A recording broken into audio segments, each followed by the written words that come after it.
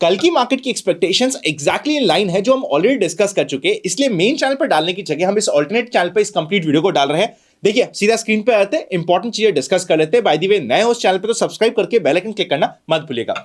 अगर आप निफ्टी में चेकआउट करोगे ना, रिसेंटली हमने देखा है बजट वाले दिन, इलेक्शन वाले दिन, हर एक समय पे रिसेंटली जब बॉटम बन रहा है ना, रैंडमली मार्केट एक दिन के 12 से 1 बजे का टाइम चूज करता है, नीचे जाता है, एकदम पैनिक क्रिएट कर देता है। इतना पैनिक हो जाता है कि ऐसा लगता है कि सब कुछ खत्म हो जाएगा और वहीं से पूरा बाउंस बैक करवा देता है। ये कौन से ऑपरेटर का क्या गेम है मुझे नहीं पता, पर ऐसा कुछ रिसेंटली हमने देखा है और आज भी मार्केट में ऐसा ही कुछ हुआ। आज के दिन वापस से मार्केट ने एक नीचे की साइड पैनिक क्रिएट किया। जो इंपॉर्टेंट सपोर्ट चल रहा था इसका 23,450 से लेके 500 के बीच का, उसका बेस बना के यहां पे बाउंस बैक आ गया। तो कल तक हम बात कर रहे थे कि हम दोनों डायरेक्शन का काम कर लेंगे, पर अब जिस तरीके के आज का मूव हुआ है ना, कल के दिन यानी कि जो हमारी कल की ट्रेड होने वाली है वहां पे माइंडसेट पॉजिटिव रहेगा। एक बार शॉर्ट नहीं करेंगे जब तक मार्केट 23,500 को तोड़ के नीचे नहीं जाता है। इसको तोड़ के नीचे आता है तब तो खुला शॉर्ट हो जाएगा, पर जब तक इसको तोड़ के नीचे नहीं जाता है लॉजिकली यहां पे शॉर्ट नहीं बनता है। इंट्राडे में अगर हम चेकआउट करें तो बहुत सिंपल सा प्राइस एक्शन बन रहा है। 23,500 के नीचे ही मार्केट में कोई शॉर्ट की बात होगी। लॉन्ग की बात करी जाए तो इमीडिएटली अगर मार्केट गैप डाउन होता है तो गैप डाउन के केस में 23,500 के आसपास बेस पे एक बार अटेम्प्ट किया जाएगा। हल्का फुल्का फ्लैट या फिर गैप ओपन हो तो इमीडिएटली ये लेवल क्रॉस करते ही 23,750 क्रॉस करते ही लॉन्ग बन जाएगा। फ्लैट ओपन हो तब भी आई थिंक फ्लैट ओपन होते ही इस रेंज में, जैसे इस रेंज को ब्रेक करे यहां पे एक बार लॉन्ग की स्टडी करी जा सकती है। जिस तरीके से आज के दिन मार्केट का बेस बन के निकला है, एक बार बेनिफिट ऑफ डाउट हमें मार्केट को देना पड़ेगा। एट द सेम टाइम अगर हम बैंक निफ्टी की बात करें, in the same way market ने अपने इंपॉर्टेंट बेस को तोड़ के नीचे गया था पर वापस ऊपर आ गया। अब मार्केट के लिए नया बेस हो जाएगा जिसका हमें ध्यान रखना पड़ेगा, वो होगा 49,400 का। इसके ऊपर पर मार्केट में बुलिश पोजीशन मेंटेन रहेगी। इमीडिएटली अगर मार्केट कल के दिन 49,700 के सपोर्ट को रिस्पेक्ट करता है, ऊपर मेंटेन करता है, तो यहां पे भी एक बार बाउंस बैक को स्टडी किया जा सकता है। मैं ये नहीं कह रहा कि मार्केट जो अभी वीक हो रखा है वो एकदम से स्ट्रांग हो गया है, ऐसा कुछ नहीं है। पर जिस तरीके का प्राइस एक्शन बना है आज के दिन, कल के दिन हमारे सामने एक बार बाउंस बैक आने की प्रोबेबिलिटी ज्यादा रहती है। तो जिस चीज की प्रोबेबिलिटी ज्यादा है, जब तक हमारे गिवन लेवल्स ब्रेक नहीं हो जाते तब तक हम उस स्टैंड को मेंटेन करेंगे।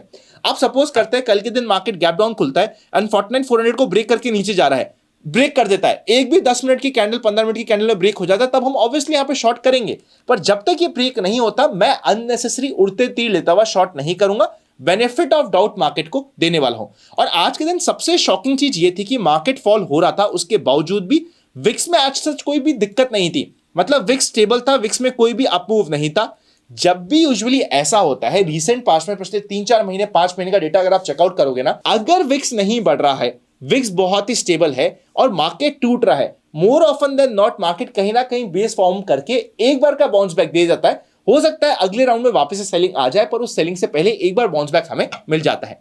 एफआईएस और डीआईएस का अगर हम एक्शन चेकआउट करेंगे तो आप चेकआउट कर सकते हो। FIIs regularly back to back sell करते जा रहे हैं। अगर हम वापस से मंथली डेटा चेकआउट करेंगे एफआईएस और डीआईएस का, तो इस महीने एफआईएस ने 8,000 करोड़ के ऊपर की सेलिंग कर दी है। लास्ट मंथ थोड़ी कम करी थी, 16,000 करोड़ की सेलिंग करी थी। नवंबर में सबसे ज्यादा 45,000 करोड़ और अक्टूबर में अभी तक का one of the highest 1,14,000 crore की सेलिंग करी थी। धीरे धीरे एफआईएस की सेलिंग का फिगर रुक रहा है, विच इज ओके।